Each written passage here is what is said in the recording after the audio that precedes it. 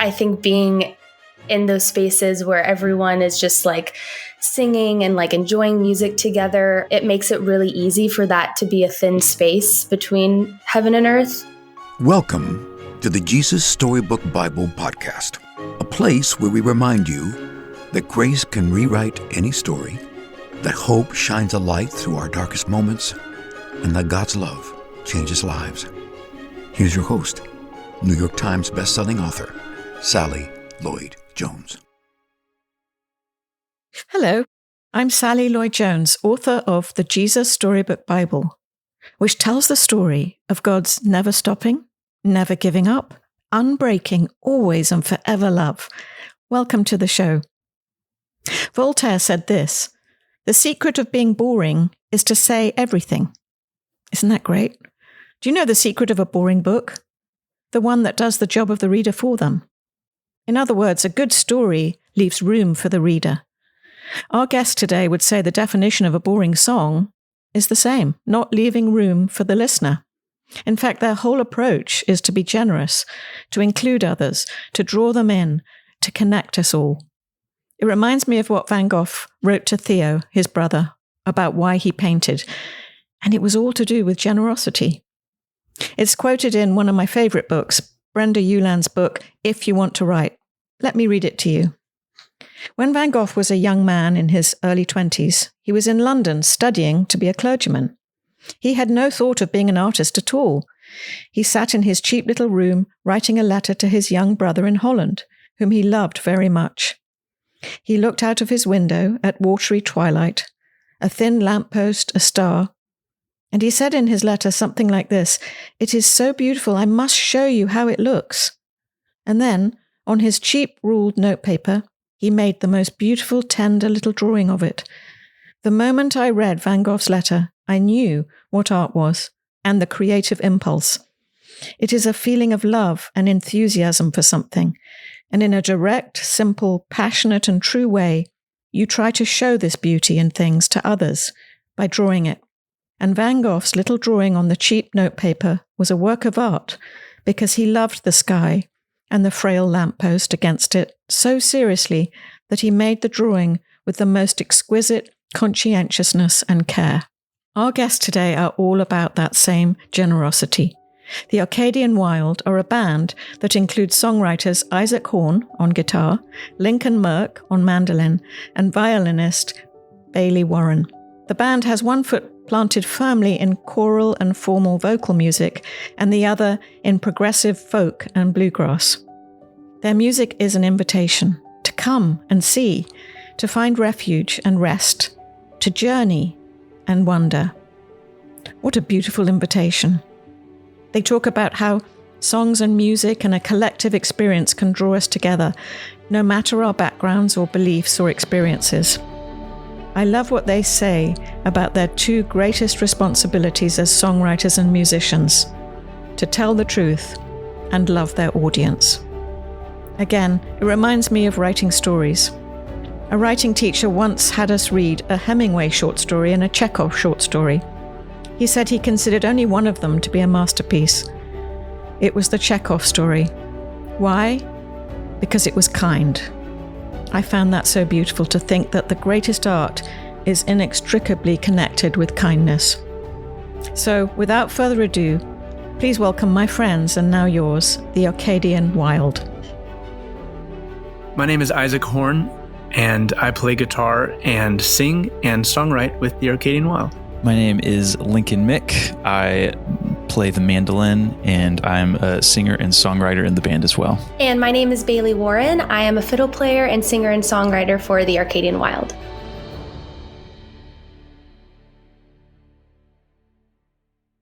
Lincoln and I both grew up in churches that sang a cappella music exclusively. We've been surrounded by vocal music from the very beginnings of our lives. And it was on those praise teams that I learned to read music, for the first time, and learned to sing with people. I think I learned early on that there's something beautiful about taking a step back and looking at something like as a whole, like it's the sum of its parts that are making it really special.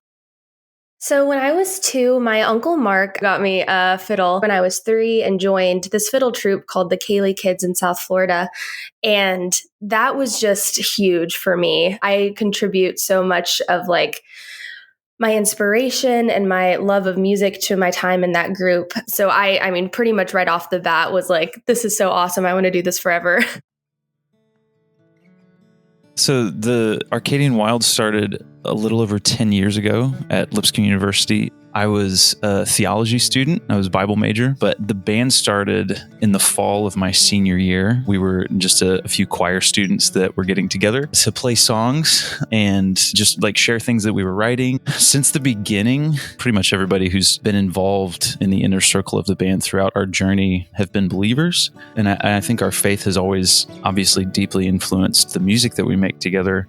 Whenever we're writing songs together as a group, I can rest in the reality that I'm just a part of this. After we've all kind of put our fingerprints on the song, and I take a step back, it's going to be so much better and so much more beautiful than anything that I could have done alone. I try to remind myself that, like, whenever we get on stage, we're just like one part of it.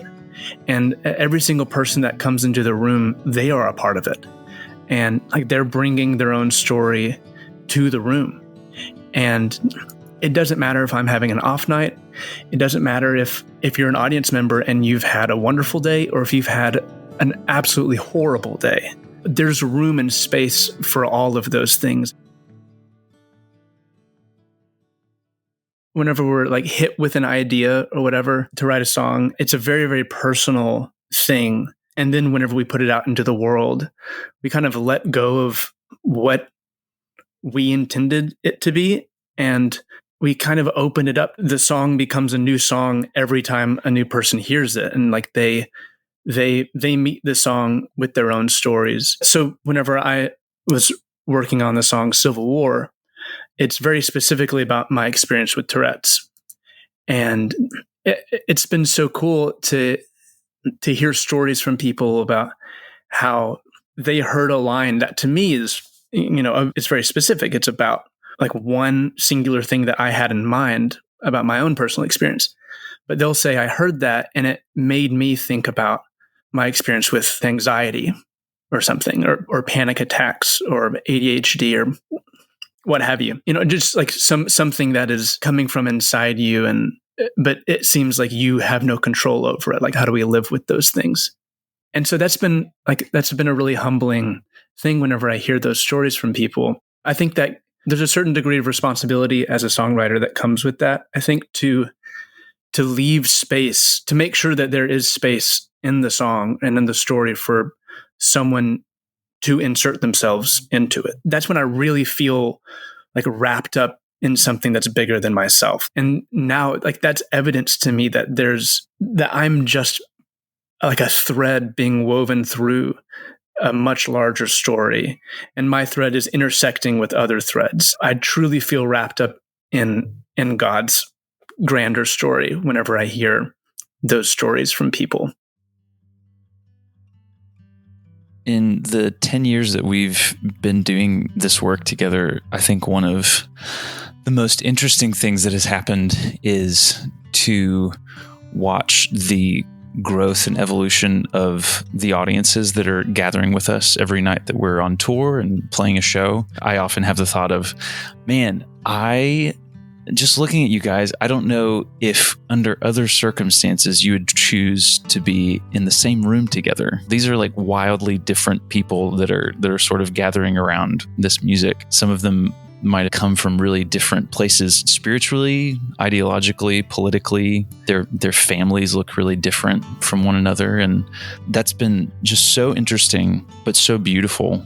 And I think it's like one of my favorite things about what we get to do together. And I think it's an interesting opportunity to tell the story of the gospel in a way that is accessible and invitational.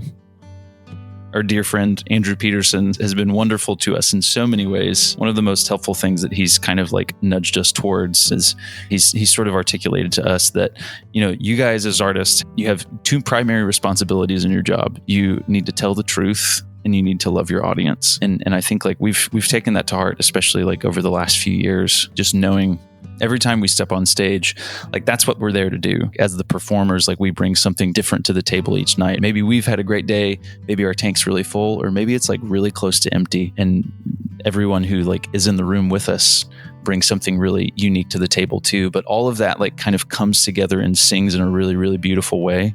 I think we're just trying to be awake to the unique things that God is doing in those little moments, knowing that like we've never experienced them before and we'll never experience them quite that way again.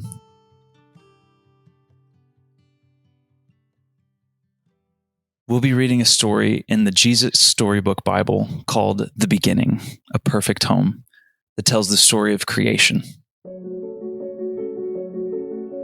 In the beginning, there was nothing. Nothing to hear, nothing to feel, nothing to see, only emptiness and darkness, and nothing but nothing. But God was there, and God had a wonderful plan. I'll take this emptiness, God said, and I'll fill it up. Out of the darkness, I'm going to make light, and out of the nothing, I'm going to make everything. Like a mommy bird flutters her wings over her eggs to help her babies hatch, God hovered over the deep, silent darkness. He was making life happen. God spoke, that's all. And whatever he said, it happened. From the beginning, God had a shining dream in his heart. He would make people to share his forever happiness.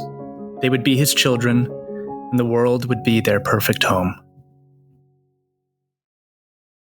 You can get the Jesus Storybook Bible wherever books are sold. To find out more about the book and all of Sally's other books, please visit Sally at sallylloyd-jones.com and follow her on Instagram at Sally Lloyd Jones and at Jesus_Storybook_Bible. Before we go, don't forget, God loves you with a never stopping, never giving up, unbreaking, always and forever love. Oh, hello, it's me again, Sally. I'm just popping back briefly to say two things. The first thing is, don't forget to subscribe to the show, because that way you'll get the stories straight to your phone. And the other thing is, while we're at it, would you rate the show and leave us a review? That would be so great, because it helps other people find the show too. I really appreciate your help. Thank you.